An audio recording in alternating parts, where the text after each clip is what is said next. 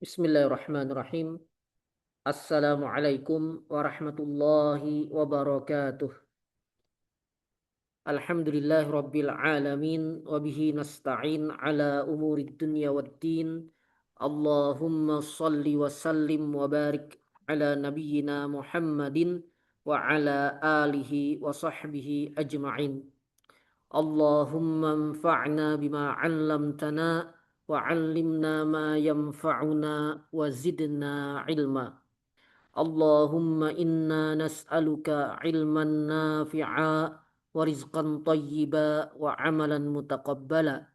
Subhanaka Allahumma la ilma lana illa ma 'allamtana innaka antal alimul hakim. Qala Allah Ta'ala fi kitabihil karim wa ma kana al-mu'minuna liyanfiru kaffah فلولا نفر من كل فرقة منهم طائفة ليتفقهوا في الدين ولينذروا قومهم إذا رجعوا إليهم لعلهم يحذرون وقال رسول الله صلى الله عليه وآله وسلم من سلك طريقا يلتمس فيه علما سهل الله له به طريقا إلى الجنة وقال man yuridillahu bihi khaira yufaqihu fid din. Amma ba'du. Alhamdulillah, kita berjumpa kembali dalam program kajian pekanan Ma'at al-Mubarak, mengkaji dua kitab yaitu Al-Madkhal ila Usulil Fiqh dalam bidang usul fikih ya. Dan yang kedua Al-Yaqut An-Nafis ya, dalam bidang fikih, khususnya fikih mazhab Al-Imam Asy-Syafi'i. Dan kita sudah sampai materi ketiga, hanya saja ini materinya ya, adapun pertemuannya ini ke-9 kalau saya tidak salah ya. Dan semoga kehadiran kita dalam kajian pekanan ini baik at-ta'lim wa ta'allum ya, baik mengajar maupun belajar, ini terhitung sebagai amal salih di sisi Allah Tabaraka wa Ta'ala yang menjadi wasilah bagi kita untuk mendapatkan sa'adah fid darain, kebahagiaan dunia dan akhirat. Karena itulah tujuan hakiki, tujuan paling akhir dari belajar ilmu syar'i. Tujuan paling akhir dari belajar ilmu syar'i. Kita misalnya belajar usul fikih supaya apa? Supaya memahami istidlal para ulama dalam fikih. Kemudian tujuan belajar ilmu fikih sendiri apa? Untuk mengetahui hukum-hukum syara' bagi kita. Apa yang wajib, apa yang mandub, apa yang mubah, apa yang makruh, apa yang haram. Kemudian apa tujuan kita mengetahui hukum-hukum syara' itu? Jawabannya adalah untuk mengamalkannya. Mengamalkan sesuai dengan konsekuensinya. Karena kita sebagai hamba Allah dibebankan oleh Allah Tabaraka wa Ta'ala untuk terikat dengan hukum syariat. Dan mengapa kita perlu terikat dengan hukum syariat? Karena dengannya lah ya, dengan melalui rahmat dari Allah Tabaraka wa Ta'ala, jika kita terikat dengan hukum syariat maka kita akan mendapatkan ridha Allah, mardhatillah, serta surga yang luasnya seluas langit dan bumi. Dan itulah tujuan hakiki dari kita. Tujuan hakiki dari aktivitas thalabul ilm tersebut. Baik,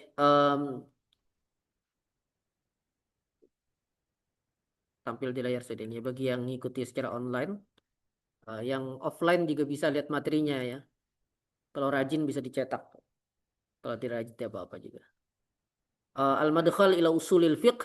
Sebelumnya kita atau pekan lalu kita bahas maudhu' ilmil usul ya. Maudhu' ilmil usul yang di kitab Dr. Abdurrahman As-Saqqaf ini beliau sebutkan tiga pendekatan dari sisi pembahasan-pembahasan dalam ilmu usul ya. Ada pendekatannya Imam Tajuddin As-Subki dan sudah saya jelaskan juga.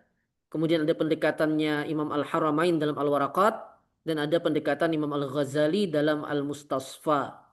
Nah, pekan lalu saya sampaikan bahwa tiga pendekatan yang disebutkan oleh Dr. Abdurrahman As-Saqqaf ini membahas maudhu'. Saya kemarin terjemahkan maudhu' itu sebagai objek pembahasan. beliau langsung menyebutkan bab-babnya dalam usul fikih gitu ya, atau mabahas atau mabahis dalam usul fikih itu apa saja gitu. Nah, tidak salah, jelas tidak salah karena memang ya itulah yang dibahas gitu dalam usul fikih. Hanya saja biasanya para ulama ketika menyebutkan mabadi asyarah dan sampai kepada maudhu', mereka membahas atau menyebutnya secara ringkas saja gitu. Jadi kayak apa itu maudhu'nya ilmu fikih? Mereka sebutkan sebagai af'alul mukallafin gitu, atau ya perbuatan para mukallaf gitu. Apa misalnya maudhu'nya ilmu kedokteran ya tubuh manusia karena itu yang didiagnosis, diberi obat dan segala macam ya. Nah, karena itu juga lah saya coba mengecek dua referensi ya. Dan kebetulan dua-duanya sudah pernah saya ajarkan di tempat lain ya, di kelas lain. Pertama di kitab Al-Imla bagian muqaddimahnya Al-Imla karya Dr. Amjad Rashid ya. Di sini maudhu' usul fikih, kata beliau ya maudhu' secara umum ma yubahasu fi dzalikal ilm 'anil ahwalil 'aridah lahu. Nah di sini beliau katakan maudhu'nya ilmu kedokteran misalnya adalah badan manusia gitu. Nah kemudian beliau katakan maudhu' ilmu usul fikih huwa adillatul fiqhi. Jadi objek pembahasan usul fikih adalah dalil-dalil fikih, tapi dalil-dalil fikih secara ijmalan, ya, secara ijmali. Bukan secara tafsili, bukan secara perincian hukum-hukum dalil-dalil fikih secara atau untuk kasus-kasus spesifik, tidak ya itu karena itu pembahasannya fikih gitu ya. Sedangkan ilmu usul fikih ini adillatul fiqhi dalil-dalil fikih secara ijmali ya. Dalam arti kaidah-kaidah yang terkait dengan dalil-dalil fikih tersebut. Um, li'annahu yubahasu fiha anil awarid allahiqah laha min kauniha ammatan wa khassatan wa amran wa nahyan dan seterusnya. Jadi itulah maudhu' ilmu usul fikih. Kemudian yang kedua saya cek di Durus Usul Al-Fiqh Al-Makkiyah karya Syekh Al-Allamah Ahmad Jabir Jubran rahimahullah taala. Ini saya kaji, masih dikaji di rumah saya ya tiap Sabtu pagi. Um, di sini katakan ahwalul maudhu' dari ilmu usul fikih adalah ahwalul adillah al-musila ila al-ahkam syar'iyyah wa aqsamiha wa kaifiyatil istismari minha ala wajhin kulli. Mirip-mirip ya, mirip-mirip saja. Ringkasnya maudhu' ilmu usul fikih menurut mereka tadi itu adalah ya apa sih objek pembahasan usul fikih itu ya dalil-dalil fikih gitu ya. Dalil-dalil fikih um, yang apa kita lihat dari sisi ia berupa amr, berupa nahi, berupa am, berupa khas dan kaidah-kaidah yang terkait dengannya. Ya. Di sini tadi dikatakan juga dalam Durus Usul Fiqih Al-Makkiyah ini um, aksamiha macam-macamnya dan kaifiyah istismar minha. Kaifiyah istismar minha itu ya maksudnya adalah uh, cara berdalil dengannya gitu ya. Cara berdalil dengan dalil-dalil fikih ijmali tadi gitu. Bagaimana cara kita berdalil dengan nas yang mutlak, bagaimana dengan nas yang muqayyad, bagaimana kalau ada dua nas yang misalnya membahas tema yang sama, satunya mutlak, satunya muqayyad dan seterusnya. Nah, itulah objek pembahasan usul fikih. Jadi itulah usul fikih. Makanya saya dalam program kelas usul fikih maupun di beberapa kesempatan lain, kalau kita ingin menyebut usul fikih atau menjelaskan ilmu usul fikih secara sangat sederhana dan mudah-mudahan bisa langsung difahami, apa itu usul fikih? Usul fikih adalah ilmu tentang cara berdalil. Ya. Usul fikih adalah ilmu tentang cara berdalil dengan Al-Quran, As-Sunnah dan dalil-dalil yang lain. Artinya, seseorang tidak akan bisa berdalil, ya, eh, menyimpulkan hukum dari dalil Al-Quran, As-Sunnah dan lain-lain tanpa penguasaan yang baik terhadap ilmu usul fikih. Lalu bagaimana seseorang bisa berislam tanpa menguasai usul fikih? Jawabannya bisa saja. Karena kaidahnya sangat jelas sekali dalam Al-Quran. Fas'alu ahla dzikri in kuntum la ta'lamun. Ya. Bertanya kepada ahlu dzikr. Dan itu namanya taklid. Makanya pendapat yang dirojihkan oleh kebanyakan ulama, taklid itu tidak haram. Taklid itu boleh, bahkan wajib bagi orang awam. Karena cara mereka terikat dengan hukum syariat adalah dengan cara itu.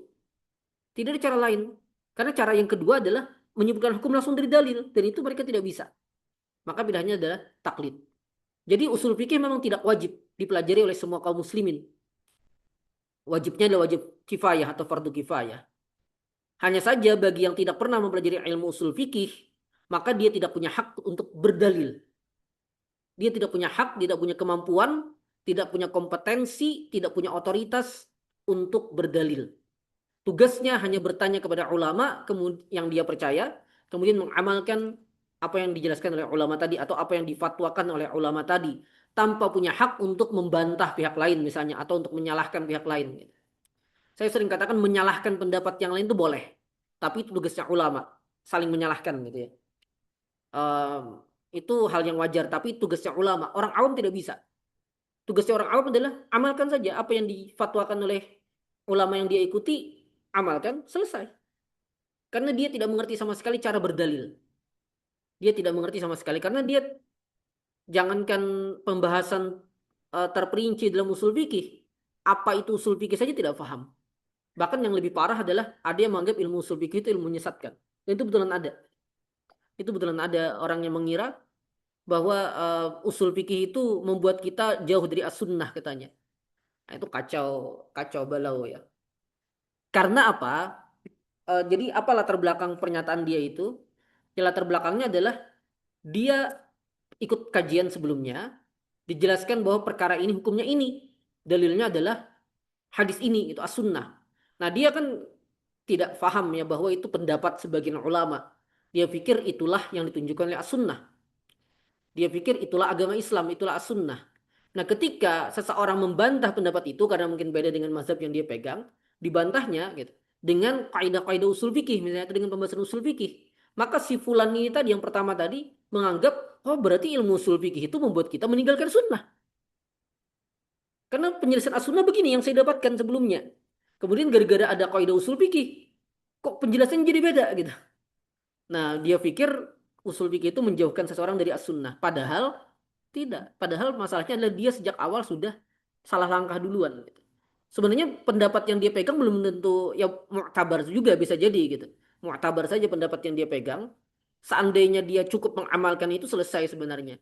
Masalahnya adalah dia mengklaim bahwa satu-satunya pendapat yang sesuai sunnah adalah itu. Kemudian dia bersemangat sekali untuk menyampaikannya kepada orang lain. Nah kebetulan mungkin entah di dunia maya atau langsung dia kebetulan mungkin berhadapan dengan orang yang mengerti usul fikih. Lalu jadilah yang terjadi tadi. Kemudian muncul pernyataan itu. Dan saya pernah lihat sendiri gitu, di dunia maya ya. Orang yang berpemahaman seperti itu. Gitu. Nah, yaitu salah kaprah. Itu salah kaprah. Karena ya usul fikih itu ya ilmu untuk berdalil gitu. Jadi bahkan bagaimana cara kita fahmus sunnah an-nabawiyah gitu ya. Eh, apa memahami as-sunnah nabawiyah dengan cara yang benar? Ya jawabannya adalah dengan usul fikih. Dengan usul fikih. Baik, ya itulah ya. Nah sekarang kita lanjut. Ini istimdad ya. Setelah itu langsung tiba-tiba ada kaidah usuliyah di sini beliau ya. Em, ya nanti kita baca aja. Baik, bisa dibaca antum mungkin. Istimdad, istimdadu ilmil usul. Sanian. ثانيا استمداد علم Istimdadu استمداد علم الأصول ilmil usuli. علم الأصول الأصول مبادئه Mabadi'uhu مبادئه مأخوذة ma'khuzatun. خذة من العربية وبعض Wa ba'dil ulumi وبعض syar'iyyati. العلوم الشرعية بعض من العقلية. Wa ba'din minal aqliyati. Baik. Nah, beliau sebutkan di sini istimdad sumber pengambilan ilmu usul. Jadi ilmu usul itu ada sumbernya gitu. Makanya saya sering sampaikan kan bahwa pernyataan sebagian orang yang mengatakan eh, antar mazhab itu tidak bisa ditarjih katanya. Karena usulnya beda-beda gitu. Ya saya katakan ya sebenarnya tetap bisa ditarjih. Apa yang ditarjih ya usulnya itu gitu. Dan seorang alim kan bisa mentarjih usul fikih gitu ya. Dia misalnya mafhum mukhalafah apakah hujjah atau tidak, dia bisa mentarjih dari sumber pembahasan mafhum mukhalafah itu sumbernya apa gitu. Maka dia bisa tarjih apakah mafhum mukhalafah itu hujjah atau tidak. Ya, apalagi misalnya amal ahli Madinah ya. Seperti dasarnya mazhab Maliki, usulnya mazhab Maliki. Ya kita bisa apa maksudnya seorang yang alim dalam usul fikih bisa mentarjih apakah amal ahli Madinah itu hujjah atau bukan gitu. Jadi mentarjih antar mazhab, misalnya seseorang merojihkan Syafi'i dalam perkara ini, merojihkan Hanafi dalam perkara yang lain itu hal yang wajar-wajar saja dan boleh dan tidak menyelisih metodologi ilmiah gitu. Karena ada sebagian orang yang menganggap tidak bisa begitu gitu. Kata dia tarjih itu cuma dalam satu mazhab gitu. Nah, itu juga itu tidak benar gitu ya. Pernyataan seperti itu tidak benar. Tentu yang kita maksud bisa mentarjih itu ya ulama tetap ya, bukan bukan semua orang gitu. Cuma ulamanya di masa sekarang ada atau tidak ya tetap ada gitu. Setiap masa tetap ada. Nah, jadi kembali usul itu ada sumber-sumbernya gitu. Ada sumber-sumber pengambilannya. Dari sana kita bisa menelusuri dan kemudian nanti bisa menalar kekuatan setiap bahasan usul fikih itu gitu. Misalnya eh, konsep usul fikih yang diambil dari kaidah kebahasaan. Maka kalau kita ingin misalnya kalau ada khilaf di kalangan ulama ya, misalnya apa sirah amr itu menunjukkan apa gitu. Apakah wujub secara bahasa ya? Apakah wujub itu juga khilaf ulama. Kalau wujud itu apakah dari sisi bahasa atau dari sisi syariat gitu. Tapi anggap dari kita bahas konteks bahasa dulu. Nah, amr itu atau sirah amr itu secara bahasa menunjukkan wujubkah, nadabkah atau yang lain atau mujarradut talab sekedar tuntutan. Nah, dari mana kita bisa menentukan mana pendapat yang lebih kuat? Jawabannya ya dari pemahaman kita terhadap bahasa Arab gitu. Penguasaan kita terhadap bahasa Arab. Dari penguasaan terhadap bahasa Arab kita akan mengetahui mana yang lebih tepat gitu. Nah, tentu ini penguasaan bahasa Arab level tingkat tinggi ya. Cuma ya maksudnya bisa ditelusuri begitu gitu. Baik. Nah, di sini beliau katakan al-usul mabadi'uhu, usul pokok-pokoknya diambil dari al-Arabiyah, dari bahasa Arab, wa ba'dil ulum asy-syar'iyyah, sebagian ilmu-ilmu syar'i dan sebagian dari akliyah. Ya. Di beberapa referensi yang lain biasanya mereka sebutkan dari dari em, bahasa Arab, kemudian dari ilmu kalam gitu ya, dari ilmu kalam atau tauhid gitu. Em, Sebagian lagi ada yang menyampaikan dari fikih dan lain-lain gitu. Tapi untuk fikih itu memang mungkin akan debatable ya, karena fikih itu kan sebenarnya produk ya dari usul fikih. Nah, tapi di sini beliau menyebutkan yang mirip tapi menggunakan redaksi yang lain. Pertama dari Arabiyah dan ini jelas ya. Dari bahasa Arab karena ya banyak sekali pembahasan dalam usul fikih itu terkait dengan al-qawaid al-lughawiyah, kaidah-kaidah kebahasaan, amr, nahi, am, khas, mutlak, muqayyad dan lain sebagainya itu terkait dengan kebahasaan gitu. Termasuk ma'ani al-huruf ya makna-makna huruf, em, sirah amr itu apa saja gitu. Em, Kemudian lafaz am itu apa saja gitu. Nah, itu semuanya kan diambil dari bahasa Arab ya. Misalnya kata kullu itu sebagian ulama mengatakan aqwa siyaghil umum. Eh, Bentuk umum yang paling kuat. Artinya yang paling paling umum gitu itu kullu. Nah, dari mana mereka katakan itu? Ya jawabannya dari pemahaman mereka terhadap kalam Arab, perkataan orang Arab gitu. Perkataan orang Arab di masa perkataan mereka masih menjadi hujjah, yaitu masa jahiliyah, ya maksudnya masa sebelum Islam dan yang maksimal awal-awal Islam. Karena setelah itu kan ketika wilayah Islam meluas, kemudian wilayah Islam juga menguasai wilayah-wilayah Ajam, ya. Nah, kemudian kan orang Ajam itu belajar bahasa Arab kan. Orang Ajam itu belajar bahasa Arab, orang Persia, orang macam-macam gitu ya. Orang Kibti, orang Khurasan, Afghanistan dan segala macam mereka belajar bahasa Arab. Tapi karena mereka bukan penutur asli awalnya, akhirnya muncul kesalahan berbahasa. Nah, orang Arab yang menjadi penutur asli karena bercampur dengan mereka, akhirnya juga muncul kesalahan berbahasa. Akhirnya kemampuan bahasa Arab mereka melemah. Sehingga setelah itu masa mereka itu tidak lagi menjadi hujjah gitu. Secara umum ya. Kecuali mungkin perkataan sebagian atau posisi sebagian ulama. Misalnya salah satu ulama yang sebenarnya berada pada masa perkataan orang Arab sebenarnya sudah tidak menjadi hujjah lagi. Tapi perkataan beliau tetap dianggap jadi hujjah sebagai apa dalam bahasa. Misalnya adalah Imam Syafi'i ya. Karena sangat fasihnya beliau dalam bahasa Arab gitu. Padahal di masa beliau itu sudah secara umum sudah bukan generasi orang Arab yang perkataannya menjadi hujjah. Nah, jadi tadi kembali jadi usul fikih terkait dengan banyak sekali bahasan itu diambil dari bahasa Arab gitu. Dan ya berarti kita ingin berhujjahnya dengan perkataan orang Arab. Makanya kan banyak masyayikh yang menganjurkan kalau ingin mendalami al-ulum asy-syar'iyyah, lebih khusus lagi al-fiqhu wa usuluhu ya. Bagusnya itu memang menghafali atau paling tidak sering-sering membaca gitu syair-syair Arab jahiliyah gitu. Supaya melahirkan rasa gitu ya eh, terhadap bahasa Arab gitu. Itu kalau mau levelnya level tinggi ya. Berat. Kemudian wa ba'dil ulum asy-syar'iyyah, sebagian ilmu-ilmu syar'i ya. Em, Misalnya ilmu hadis jelas ya dalam pembahasan khabar ya. Khabar mana yang makbul, mana yang mardud. Kemudian mutawatir ahad misalnya itu juga menurut sebagian ulama termasuk ke dalam pembahasan ilmu hadis gitu. Nah, jadi usul fikih juga diambil sebagian dari ilmu hadis. Sebagian dari ilmu hadis.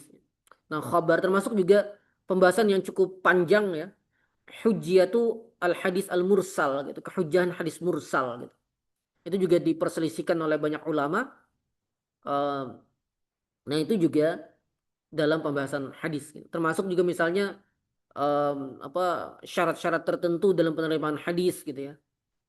Imam Abu Hanifah misalnya mensyaratkan syarat-syarat yang tidak diambil oleh Imam Syafi'i. Semuanya itu sumbernya dari ilmu hadis gitu. Semuanya dari ilmu hadis. Maksudnya dari pembahasan ilmu hadis ya. Meskipun dari sisi tadwin ilmu mustalah hadis lebih terlambat ya ditulis secara mandiri daripada usul fikih. Duluan usul fikih. Duluan usul fikih ditulis. Usul fikih kan ditulis oleh Imam Asy-Syafi'i pertama kali ya. Sedangkan ilmu hadis kan oleh Ramah Hurmuzi ya. Eh, apa sekitar berapa itu ya? Mungkin sekitar 1,5 abad kayaknya setelahnya gitu. Nah, jadi agak jauh gitu. Cuma maksudnya sebagian bahasan usul fikih itu memang dari pembahasan hadis gitu. Kan ilmu hadis juga sebelum ditulis kan sebenarnya sudah dipahami ya sejak generasi sahabat sudah dipahami oleh mereka sebagai kaidah-kaidah tapi belum ditulis gitu. Itu diambil.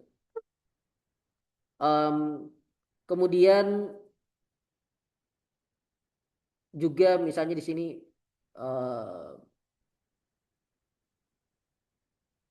ya, kebanyakan ya, kalau mau disebut juga nahwu misalnya juga kalau mau kita pisahkan dengan al-arabiyah tadi kaidah-kaidah nahwu misalnya juga masuk gitu. Kemudian juga yang jelas tadi yang sudah saya singgung juga adalah ilmu kalam atau ilmu akidah ya. Kalau kita sebut ilmu kalam mungkin yang anti dengan ilmu kalam kan langsung menolak gitu ya. Maka kita katakan sebenarnya ilmu akidah. Karena ilmu kalam itu sebenarnya sinonim dengan ilmu akidah menurut para ulama kalam. Ya. Jadi bagi mereka ilmu akidah itu ilmu kalam gitu. Meskipun ada sebagian yang memerinci gitu bahwa ilmu akidah itu terkait dengan konsep-konsep akidah yang wajib diyakini. Sedangkan ilmu kalam itu terkait dengan bantahan-bantahan gitu.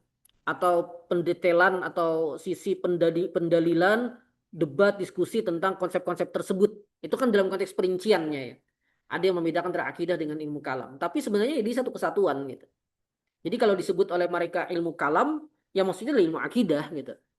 Jadi bagi orang yang sebenarnya yang mungkin agak anti dengan istilah kalam, ya kata-kata ilmu akidah. Itu sama aja gitu. Misalnya apa yang dibahas? Misalnya tentang apa al-hasan wal qabih gitu ya. Baik dan buruk akal. Ini kan konsepnya yang mulai dibahas oleh kalangan Mu'tazilah misalnya ya. Saya selalu ketika membahas al-husnu wal qubuh ini tentang al-hukum ya, eh, saya selalu mengangkatnya ke pembahasan al-hakim, manil hakim gitu. Karena ini bahkan lebih urgent dibahas saat ini. Siapa al-hakim? Siapa yang berhak membuat hukum? Ternyata seluruh ulama termasuk Mu'tazilah sepakat al-hakim huwa Allah. Yang berhak menetapkan hukum adalah Allah. Antum terbayang tidak konsep ini? Hukum itu apa maksudnya? Hukum itu terkait dengan perbuatan kita. Apakah ini boleh, tidak boleh, eh, wajib atau haram segala macam gitu. Jadi istilah saat ini halal dan legal, seakan-akan ada dua unsur itu, ada halal, ada legal. Itu sebenarnya keterpisahan gitu. Itu lahir dari keterpisahan dan ya itu hal yang ya ya mirip-mirip lah kurikulum Kemendikdasmen dengan kurikulum Kemenak gitu. Itu kan lahir dari keterpisahan. Sebenarnya ya harusnya ya legal itu halal gitu. Halal itu legal. Tidak mungkin sesuatu itu legal kecuali dia halal. Karena apa? Karena al-hakim wallah gitu. Jadi yang negara berhak membuat aturan-aturan sifatnya administratif kan. Misalnya KTP jadi wajib gitu. Tapi itu sebenarnya nanti juga masuknya ke fikih. Makanya saat ini kan sebagian ulama sudah ada yang memfatwakan apa dokumen-dokumen tertulis itu wajib dimiliki. Ada yang memfatwakan itu karena terkait dengan kemaslahatan kita. Jadi kayak buku nikah, KTP segalanya itu wajib dimiliki untuk pembuktian hukum dan segala macam. Eh, jadi sebenarnya tidak ada keterpisahan. Kalau saat ini kan terpisah ya. Contoh, bunga bank halal atau haram? Menurut kebanyakan ulama, haram karena itu riba. Tapi legal atau tidak? Legal. Minuman keras di klub-klub malam banyak dijual kan? Legal atau tidak legal? Legal. Yang tidak legal itu narkoba. Minuman keras itu legal. Halal atau haram? Haram. Karena apa? Karena al-hakimnya sendiri memang ini gitu apa terjadi keterpisahan.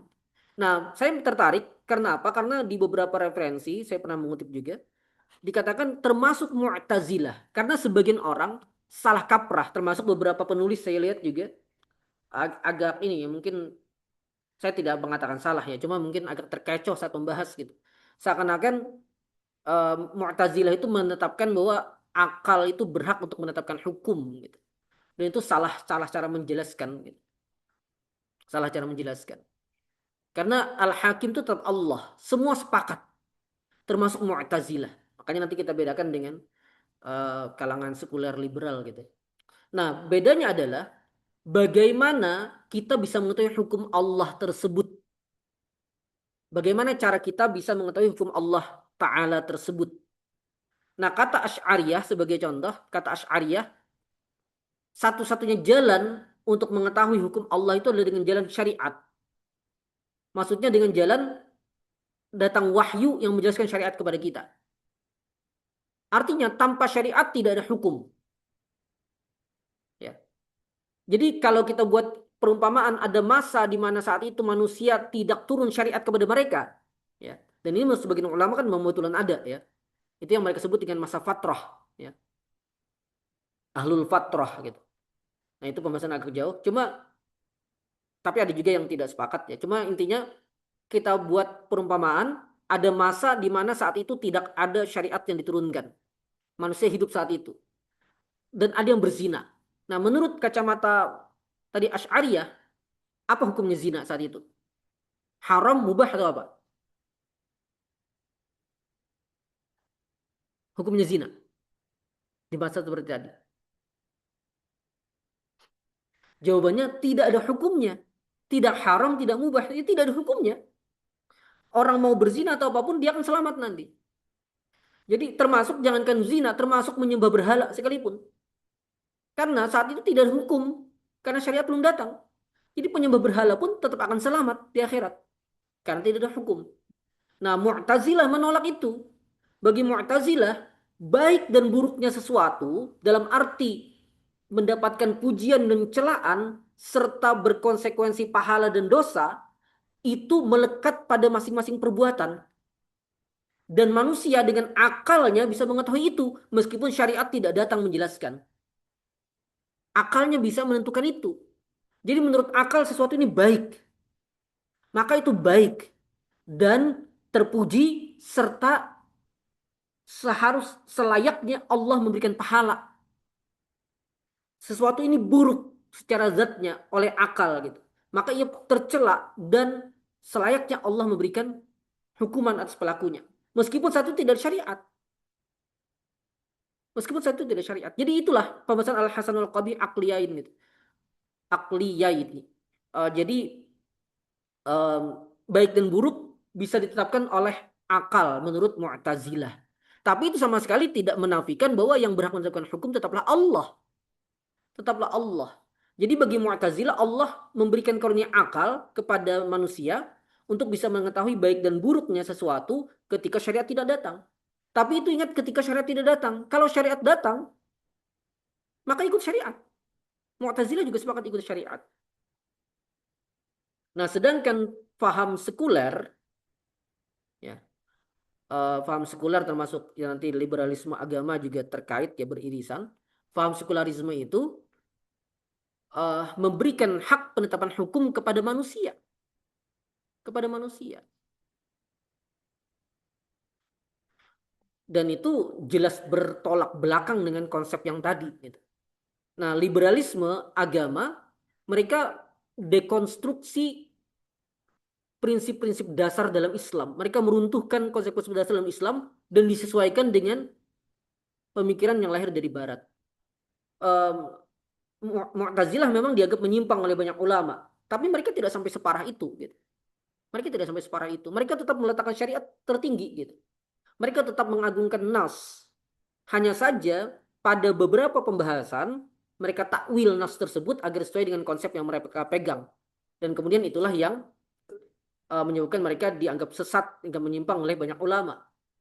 Yang seperti ini sesat, apalagi yang liberalisme agama ini jauh lebih parah lagi karena yang dia runtuhkan asasnya, asas agama. Makanya ketika kalangan liberal mengaku-ngaku sebagai pelanjut dari Mu'tazilah, saya menolak. Saya katakan terlalu jauh gitu. Mereka jauh lebih parah dari Mu'tazilah. Sumbernya bukan agama. Nah, itu akidah, itu atau ilmu kalam. Jadi sebagian pembahasan usul fikih itu diambil dari pembahasan ilmu kalam. Karena tadi kan salah satu pembahasan usul fikih kalau kita mengacu misalnya ke kemarin di muqaddimah ya kalau pakai ketentuannya Imam Tajuddin As-Subki kan muqaddimah ya. Kalau pakai Imam Al-Ghazali itu kan di salah satu kutubnya itu yaitu hukum gitu, hukum syar'i ya. Nah, kan hukum syar'i itu kan wajib hukum syar'i taklifi wajib mandub mubah makruh haram, syarat sabab mani' sihah butlan gitu dan lain sebagainya. Uh, itu kan produknya gitu ya. Pertanyaan awalnya itu kan siapa yang berhak menentukan itu. Itu dibahas dalam usul fikih dan itu dibahas dalam usul fikih tapi sebenarnya pembahasan kalam itu. Pembahasan akidah. Siapa sih yang berhak menetapkan hukum? Gitu. Para ulama dulu keras kepada Mu'tazilah. Ya bagi saya mereka wajar keras kepada Mu'tazilah karena yang paling menyimpang mungkin satu adalah Mu'tazilah. Harusnya saat ini ketika dibahas lagi Manil Hakim, harusnya yang lebih dikritik keras adalah kalangan yang sekuler tadi. Karena sekuler liberal tadi karena apa? Karena lebih parah lagi dari Mu'tazilah. Jadi kalau saat ini masih mengecam Mu'tazilah agak aneh sih. Maksudnya mengecam Mu'tazilah tapi tidak mengecam yang jauh lebih parah itu agak agak aneh sih. Karena Mu'tazilah saja kan mereka kecam karena menganggap akal bisa menetapkan hukum di luar syariat gitu. Maka saat ini ya padahal Mu'tazilah tetap mengakui Al-Hakimnya adalah Allah tetap gitu. Bayangkan dengan paham yang mengatakan Al-Hakim itu manusia gitu. Kita punya hak untuk menetapkan hukum bagi diri kita sendiri gitu. Agama itu cukup di tempat ibadah. Dalam kehidupan publik yang mengatur kehidupan kita adalah kita sendiri. Agama tidak perlu ikut campur. Kan begitu sekularisme itu kan. Itu sudah jauh sekali. Dan itu sebenarnya bisa ditarik ke usul fikih. Itu bisa ditarik ke usul fikih. Makanya kalau orang betul-betul belajar usul fikih, jadi scholar itu aneh. Ya, itu ada kekacauan dalam berpikir. Baik. Itu dari apa ilmu kalam ya. Kemudian wa ba'dhin minal aqliyah, sebagian dari aqliyah. Kemarin yang ditanyakan juga terkait ilmu mantik itu juga salah satunya. Jadi eh, ya boleh dikatakan kaidah-kaidah akal diantaranya adalah pembahasan ilmu mantik itu juga sumber pengambilan usul fikih menurut sebagian ulama tadi kayak penetapan had ya definisi gitu. Em, karena bagaimanapun ya meskipun ini lagi-lagi banyak perdebatan ya tapi yang dipegang oleh banyak ulama dan realitanya saya katakan realitanya memang menunjukkan itu bahwa had itu sangat memudahkan kita untuk mendapatkan tasawur yang benar terhadap sesuatu. Banyak orang berdebat tanpa bisa menjelaskan apa sih yang diperdebatkannya. Ketika kita minta batasan, apa sih yang Anda mau perdebatkan ini apa gitu. Itu banyak yang ya kita sama-sama paham. Ya maksudnya yang sama paham itu apa gitu. Yang Anda pahami itu apa sehingga saya bisa menyimpulkan saya sama dengan Anda atau tidak. Anda tidak bisa menjelaskan apa yang Anda pahami, ya Anda tidak bisa mendefinisikan gitu, apa yang Anda pahami. Bagaimana saya bisa menentukan bahwa yang kita pahami ini sama? Ya. Dan ini ya bagian dari akliyah tadi ya mantik gitu. Kemudian ya secara lebih luas misalnya dalam usul fikih ini kan juga terkait dengan adabul bahas wal munazarah ya, perdebatan gitu, jidal. Dan itu juga memerlukan kaidah-kaidah akal gitu. Misalnya kalau kita memperdebatkan sesuatu kita harus menjadikan tolok ukur harus memiliki tolok ukur yang sama untuk menilai sesuatu itu gitu. Kalau kita tidak punya tolok ukur yang sama, kita tidak bisa menentukan mana yang benar, mana yang salah. Perdebatan saat ini misalnya. Mana yang lebih enak, Indomie atau mie sedap? Orang mungkin akan mengatakan ya preferensi masing-masing. Iya, preferensi masing-masing memang sudah selesai kan. Selera masing-masing gitu. Memang sudah selesai. Tapi kalau memang mau diperdebatkan, bagaimana agar perdebatan itu valid dan kita bisa mencapai kebenaran? Nah, jawabannya adalah apa tolok ukur atau standar sesuatu itu enak gitu atau mie itu enak. Nah, bagaimana kita mengukurnya?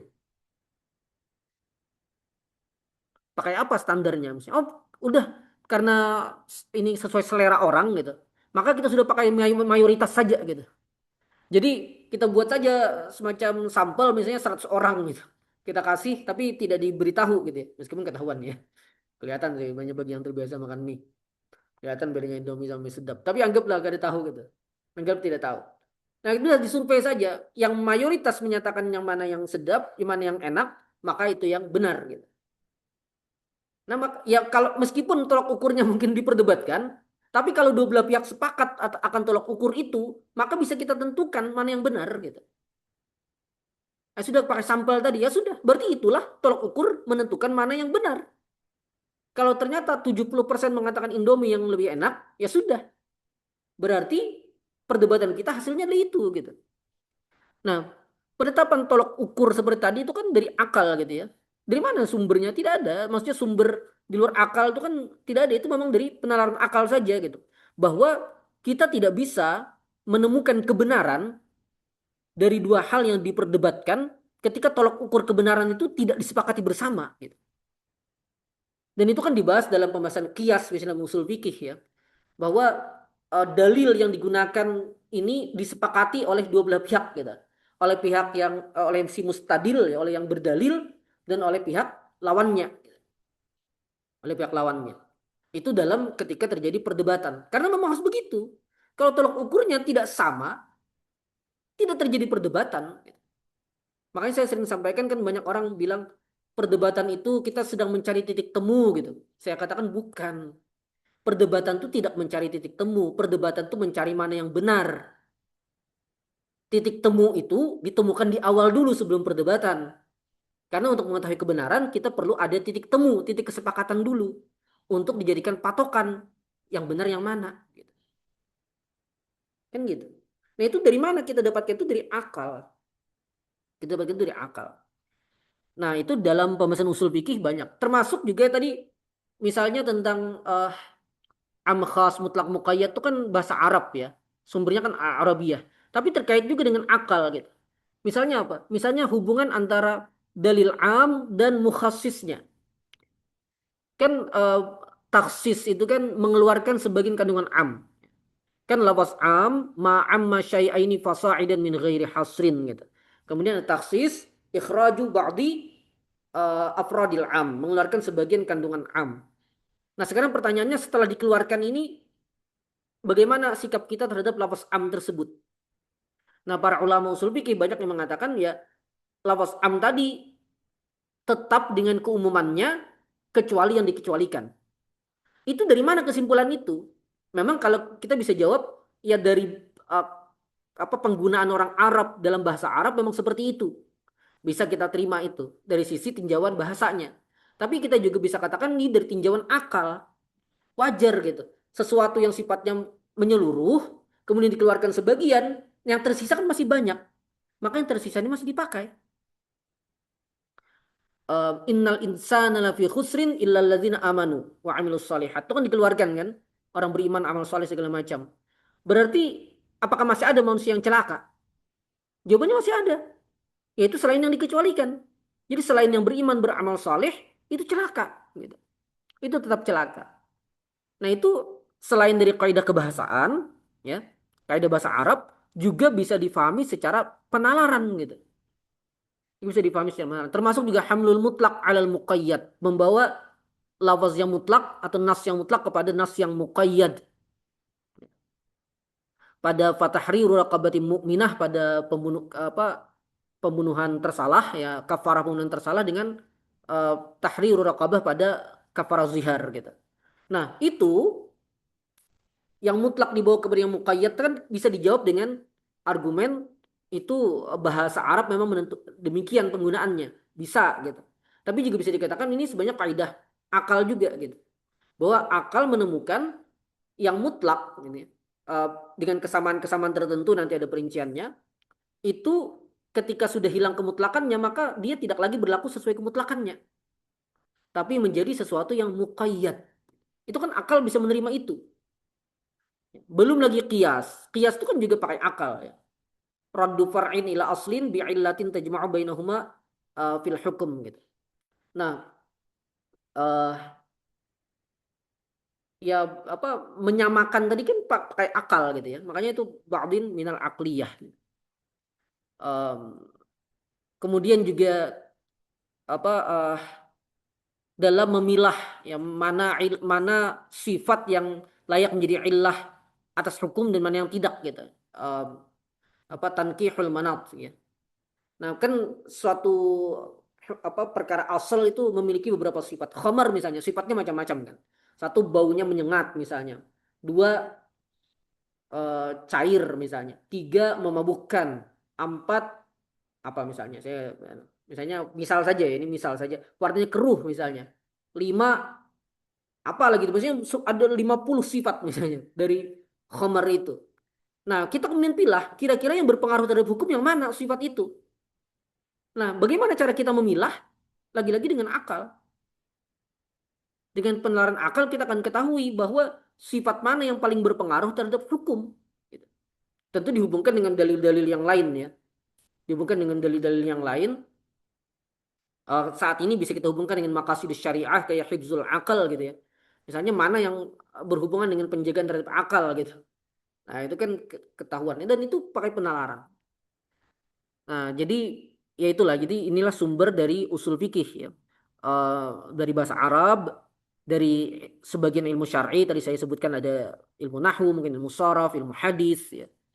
Um, ya ulumul Quran juga ini beririsan mungkin ya. Ulumul Quran dengan usul fikih kan beririsan. Apa ilmu akidah tadi atau ilmu kalam, kemudian sebagian dari akal gitu ya. Bagian dari ilmu-ilmu yang sifatnya akliyah. Nah, inilah sumber pengambilan dari usul fikih. Makanya kalau kita ingin menentukan nanti menanya mana pendapat dalam usul fikih yang benar dan mana yang salah, ya kita bisa mengambil dari sumbernya. Dan kalau kita belajar usul fikih, kan usul fikih itu bukan hafalan ya. Usul fikih itu bukan hafalan, usul fikih itu penalaran. Memang di kitab dasar memang mungkin penalarannya tidak terlalu terlihat, apalagi al-warakat yang ringkas sekali kan. Tidak terlalu lihat penalarannya kan cuma dihafali aja kaidah-kaidahnya. Cuma kan sebagaimana ilmu-ilmu yang lain itu kan ada penalarannya. Kenapa misalnya qiyas itu menjadi hujjah? Itu kan ada alasannya. Nah, kemudian sebagian ulama mengatakan qiyas bukan hujjah. Ya kalau kita sekadar taklid, kita dengan gampangnya mengatakan pendapatnya menyelisih jumhur gitu. Atau bahkan ada yang mungkin mengatakan pendapat Zahiriyah yang menolak qiyas itu menyelisih ijma' gitu. Padahal pernyataan ini kan juga fihi nazar ya. Ya bisa dikritik balik gitu. Tapi anggap gitu, misalnya menyelisih jumhur. Ya sebenarnya kalau kita taklid saja bahwa qiyas hujjah ya selesai gitu ya. Tapi kalau kita ingin apa namanya ingin eh, meneliti gitu mana pendapat yang lebih tepat secara argumentasi, maka kita bisa lihat dalil-dalilnya. Nah, termasuk tadi dalil nanti dalil penalaran akal ya. Dalil kan ada dari Al-Qur'an, dari hadis ya terkait dengan hujjahnya qiyas dan juga dari akal ya. Nah, itu bisa dilihat itu. Dan kita kalau kita cukup ilmunya ya, kalau kita cukup ilmunya, kita bisa menentukan nanti pendapat mana yang lebih kuat. Ini kalau sampai seperti ini. Makanya mentarjih usul fikih itu bisa. Termasuk usul fikih dari masing-masing mazhab itu juga bisa. Bagi yang punya ilmunya.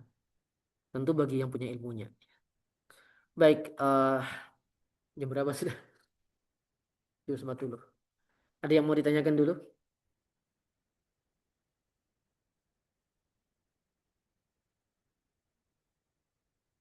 Yang di online juga boleh bisa di chat ya.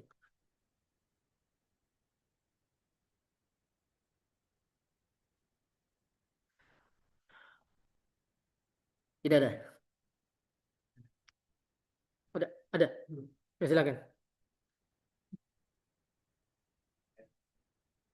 Arji, Iya. jadi kalau kaitannya dengan itu kan kita bisa tahu bahwa fikih ini mazhabnya ini karena kan sudah diubah nih. Mm, Fikih ini tidak. mm, Nah, terkait dengan usul fikih, dari mana kita tahu suatu mazhab tersebut menggunakan metode ini kita tahu adakah kitab yang mm, membukukan ya mm, metodologi masing-masing dari mazhab. Jadi kita tahu bahwa oh ternyata mazhab ini metodologi usul fikihnya ini. mm, Karena kalau pribadi masih belum familiar gitu. Kita hanya tahu bahwa mazhab fikih itu menggunakan kitab dalil gitu. mm. Itu tahu di mana sih dan Iya, ke sana aja. iya. Tapi apakah ada kitab yang khusus bahwa metodologi ini itu ini Mm, mm, metodologi usul mm. di mazhab Hanafi itu dari Iya. kita bisa katakan itu kita lihat atau tidak kan Mm, bagaimana. iya, iya. Berarti kan poinnya di ini ya, bagaimana mengetahui usul dan kaidah masing-masing mazhab kan ya. Bu, ah, kitabnya bukan tentang apakah bisa mentarjihkannya tadi. Karena sebenarnya bisa mentarjihkannya lebih sederhana jawabannya dari pembahasan usul fikih sudah. Nah, kalau kitabnya sebenarnya ada banyak, terutama saat ini ya. Terutama saat ini, sebenarnya dulu mungkin ya juga ada gitu ya. Em, Cuma yang saat ini banyak, salah satunya yang mengumpulkan empat mazhab sekaligus. Ini pernah saya berkali-kali kutip gitu ya. Kitab Al-Mazahib Al-Fiqhiyah Al-Arba'ah, A'immatuha, Atwaruha, Usuluha, Asaruha. Ya. Ini di kitabnya khusus ini. Ditulis oleh kumpulan ulama. Jadi yang menulis tentang mazhab Hanafi adalah para bahis, ya, para peneliti dari kalangan Hanafi dan disupervisi oleh ulama Hanafi gitu. Di Syafi'i juga demikian. Ini Syafi'i ini Syekh Ali Asyarbaji. Syekh Ali Asyarbaji. Beliau itu masuk yang di Al-Fiqhul Manhaji ya. Kalau Al-Fiqhul Manhaji ala mazhab al-Imam Syafi'i kan tiga penulisnya ya. Mustafa Sa'id Al-Khin, Mustafa Dib Al-Bugha, dan Ali Asyarbaji. Nah ini beliau ini yang mensupervisi penulisan di mazhab Syafi'i. Jadi disebutkan tuh sejarah segala macam. Kemudian di ini ya, kemudian di kitab-kitab madkhal mazhab kan saat ini sudah cukup banyak ya. Madkhal mazhab Hanafi segala macam itu sudah ditulis gitu. Nah, kalau dikatakan dari mana mereka mendapatkan itu ya dari penelitian terhadap istidlal masing-masing mazhab tersebut dari kitab-kitab fikih mereka. Gitu. Jadi nanti terlihat gitu.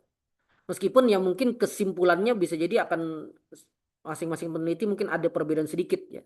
Cuma secara garis besar tidak beda gitu. Terutama pada yang sangat jelas kayak amal ahli Madinah itu kan terlalu jelas gitu ya. Kemudian kayak mafhum mukhalafah itu bukan hujjah menurut kebanyakan Hanafiyah. Dan beberapa yang lain gitu.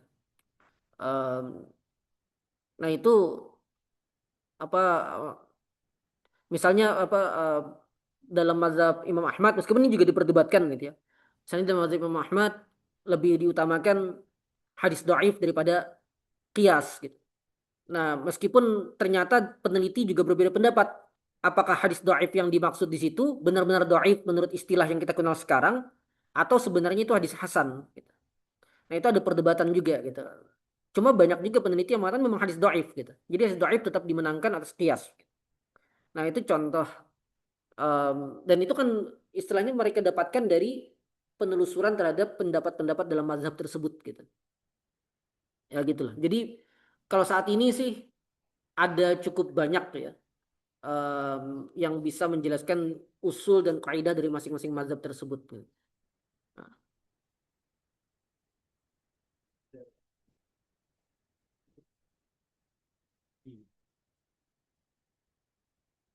Oh, ada sebenarnya, dengan tetap mazhab sendiri ada gitu. sebenarnya. Sebenarnya usul kayak usul mazhab Syafi'i itu ada di kitab-kitab usul fikih yang ditulis oleh para ulama Syafi'iyah. Biasanya kan mereka menggunakan memang mazhab Syafi'i gitu ketika membahas kitab usul fikih mereka gitu. Jadi tetap ada gitu. Cuma mungkin yang saat ini mungkin dari sisi penyusunannya saja lebih memudahkan gitu. Lebih memudahkan dan lebih rapi. Sehingga ya tidak perlu kerja keras bagi kita untuk menangkapnya atau memahaminya gitu. Di kitab-kitab Takhrijul Furu' alal Usul gitu juga juga ada itu. Masing-masing mazhab gitu kan ada ini ada bisa diketahui juga usul dan kaidah mazhab dan itu kan ditulis sejak era klasik ya. Nah, cuma ya tadi memang mungkin tidak semudah itu gitu untuk bisa difahami gitu. Wallahu a'lam. Kalau yang tadi beneran mudah karena penjelasannya ya penjelasan sederhana sekali gitu. Yang kitab yang saya kutip tadi itu penjelasannya sangat sederhana sekali. Meskipun ya sebenarnya tetap debatable ya, tetap diperselisihkan juga. Berarti begini pertanyaan. Berarti bagi seorang alim mempelajari usul fikih itu sangat penting ya. Karena seorang alim bisa mengkaji pendalilan yang mendasari sebuah pendapat ulama. Ulama iya, terutama yang mau bergelut di bidang fikih, di bidang fatwa ya. Karena kan alim itu sebenarnya kan punya penjurusan ya. Ulama itu ulama itu kan bentuk jamaknya ya. Itu kan punya penjurusan. Alim ilmu nahwu ya kalau memang dia sekadar ingin ahli di bidang nahwu ya ya kebutuhannya terhadap usul fikih tentu beda dengan yang akan berada pada posisi fatwa ya. Nah, cuma memang di tradisi masyarakat Indonesia kan pemilahan pemilahan keahlian itu kan hampir-hampir tidak ditemukan ya. Kecuali di dunia akademik gitu. Kecuali mungkin di kampus ya, ketahuan ini guru besar bidang apa gitu, ini guru besar bidang apa gitu ya. Tapi kan kalau di masyarakat ya ustadz, kiai, tuan guru itu kan sama semua. Semua ustadz tuh ditanya fikih semua gitu. Meskipun beliau tidak paham fikih gitu. Tetap ditanya fikih semua gitu. Atau apapun yang lagi ramai gitu ya. Apapun yang lagi ramai akan ditanya gitu. Nah, ya memang agak unik, agak susah memang kalau di tradisi masyarakat Indonesia. Cuma tadi kembali lagi, eh, usul fikih itu fardu kifayah dan sangat-sangat urgent, bahkan boleh dikatakan bisa sampai pada taraf fardu ain gitu bagi yang akan berada pada posisi fatwa gitu, yang akan memberikan fatwa. Terutama fatwa yang tidak sekadar menukil ya, tapi fatwa yang memang apa menalar dalilnya. Nah, itu tidak bisa tidak harus pakai usul fikih. Jadi ya ya ilmu usul fikih ini ilmu yang wajib dikuasai dengan sangat baik bagi orang-orang yang berada di fatwa, di lembaga-lembaga fatwa. Kecuali dia jadi cleaning service-nya tidak perlu. Tapi kalau menjadi di bagian komisi fatwanya ya ya anu ya. terutama tadi fatwa yang tidak sekadar nukil kitab ya. Eh, Maka bisa dikatakan memang wajib ain bagi mereka. Wajib ain bagi mereka belajar usul fikih.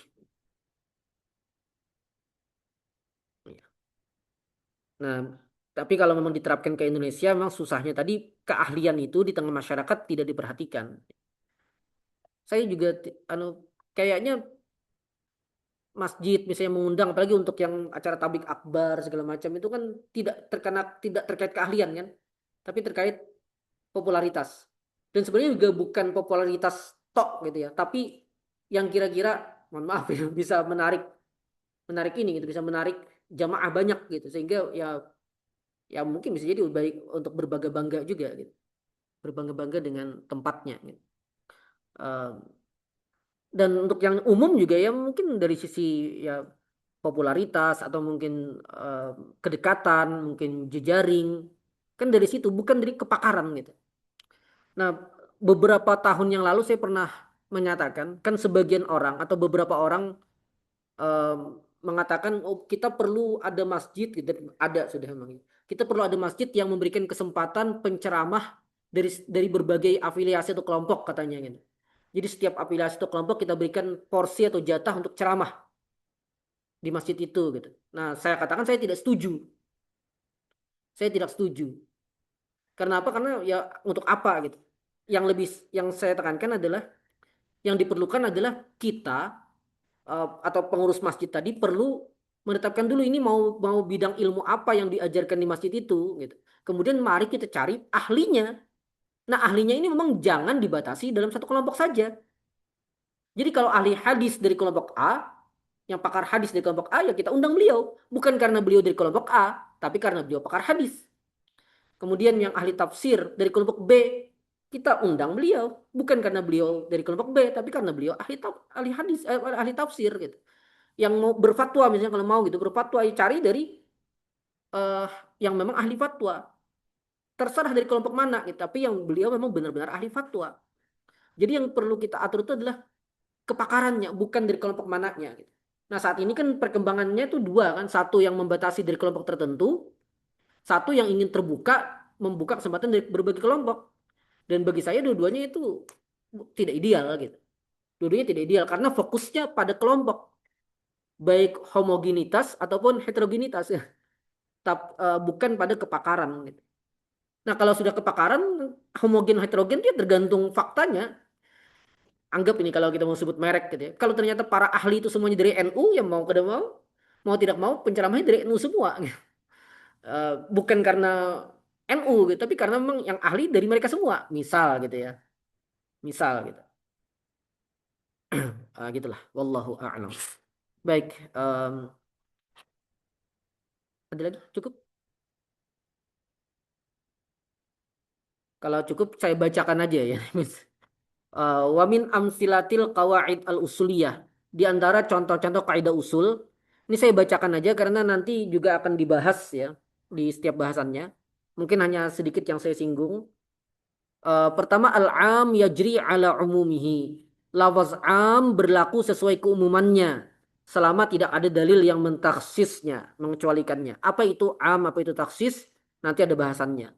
Yuhmalul mutlak alal muqayyad. Yang mutlak dibawa kepada yang muqayyad. Tadi juga pernah saya singgung. Pembahasan terperincinya nanti akan ada juga. Al-amrul mujarradu anil qara'in.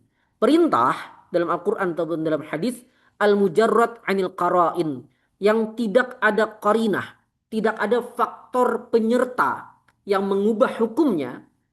Maka amr yang seperti ini, amr yang tidak ada pengalihnya ini, maka ia menunjukkan hukum wajib menurut jumhur ulama. Ya. Jadi perintah jika tidak ada qarinah yang mengalihkannya, maka hukumnya adalah wajib. An-nahyul mujarradu 'anil qara'in yadullu 'ala tahrim. Ini mirip dengan yang satu di atasnya. Larangan yang tidak ada qarinah yang mengalihkannya menunjukkan atas hukum haram. Jadi kalau ada larangan dalam Al-Qur'an, dalam hadis dan tidak ada qarinah yang mengalihkan hukumnya, maka menunjukkan hukum haram. Ya. Nanti ada perinciannya tersendiri. Kemudian mafhumul mukhalafah hujjah. Mafhum mukhalafah itu hujjah menurut mayoritas ulama. Ya. Adapun menurut sebagian ulama bukan hujjah.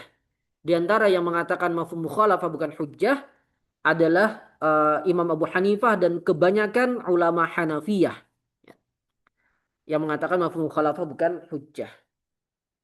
Ya. Hanafiyah di sini menyelisihi jumhur ya. Dan mereka punya argumentasi tersendiri. Apa itu mafhum mukhalafah? Mafhum mukhalafah itu apa boleh dikatakan ketentuan kebalikan dari sesuatu yang disebutkan di dalam lafaz gitu. Dari sesuatu yang disebutkan dalam lafaz.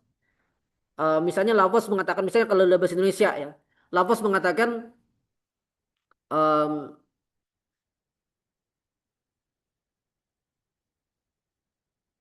misalnya si misalnya tidak apa eh, misalnya Ahmad pergi ke sekolah jam 8 gitu. Ahmad pergi ke sekolah jam 8. Maka mafhum mukhalafahnya adalah Ahmad belum pergi ke sekolah sebelum jam 8. Ahmad belum pergi ke sekolah sebelum jam 8. Nah, itulah. Baik, kemudian al-ijma'us sukuti hujjah. Ijma' sukuti. Ijma' sukuti ini sebagian ulama sepakat, sebagian ulama lagi tidak berpendapat. Sebagian ulama misalnya anggap di satu masa ada 30 mujtahid, misal gitu ya. 15 mujtahid mengatakan haram. 15 mujtahid lagi diam. Nah, menurut banyak ulama yang seperti ini adalah ijma' dan ijma'nya menjadi hujjah. Nah, di antara ulama yang menolak kehujjahan ijma' sukuti adalah Imam Syafi'i. Imam Syafi'i menolak kehujjahan ijma' sukuti. Jadi ya, apa menurut Imam Syafi'i tidak dinisbatkan suatu pendapat kepada orang yang diam gitu. Jadi ulama yang tadi kan 15-nya diam gitu. Dan diam itu tidak dikatakan dia setuju gitu. Maka itu tidak terjadi ijma'. Ini adalah pendapat Imam Asy-Syafi'i. Hanya saja menurut kebanyakan ulama ijma' sukuti ini hujjah. Bahkan menurut Dr. Iyad As-Sulami, kalau kalau ijma' sukuti ini ditolak, maka tidak ada lagi ijma'. Karena mayoritas yang dinukil oleh para ulama saat ini adalah ijma' sukuti. Kecuali pada perkara-perkara yang sangat jelas ya. Kayak sholat 5 waktu wajib, puasa Ramadan itu wajib. Nah itu ijma' yang qat'i namanya. Jadi kewajiban sholat 5 waktu, kewajiban puasa Ramadan, kewajiban zakat, kewajiban haji secara umum, keharaman zina, keharaman riba, itu ijma' yang qat'i. Ini diterima oleh seluruh ulama, termasuk Imam Syafi'i. Tapi ijma' yang banyak ditulis di kitab-kitab fikih, termasuk ditulis oleh Imam Ibnul Munzir dalam Al-Ijma', ditulis dalam banyak kitab-kitab perbandingan mazhab, itu rata-rata yang disebut sebagai ijma' itu adalah ijma' sukuti. Rata-rata itu ijma' sukuti. Karena itu kalau ijma' sukuti dianggap bukan hujjah, maka tidak ada lagi ijma' kecuali yang sebagian kecil perkara tadi saja. Nah, menurut banyak peneliti, Imam Asy-Syafi'i mengatakan ijma' sukuti bukan hujjah. Tapi kebanyakan Syafi'iyah mengatakan ijma' sukuti itu hujjah. Dan mereka juga ada tanggapan atas penisbatan pendapat kepada Imam Syafi'i yang tadi. Cuma itu nanti. Nah, kemudian yang terakhir al-qiyasus syar'i hujjah. Qiyas syar'i adalah hujjah. Dan ini juga pendapat jumhur ulama ya. Yang menyelisihinya adalah kalangan zahiriyah ya. Wallahu a'lam bissawab. Kita cukupkan karena pertanyaan tadi sudah tidak ada. Insya Allah pekan depan kita kembali ke kitab Al-Yaqut An-Nafis ya, kitab fikih sekarang. Insya Allah pekan depan kita lanjutkan. Demikian, mohon maaf atas segala kesalahan. Hadanallahu wa iyyakum ajma'in. Wassalamualaikum warahmatullahi wabarakatuh.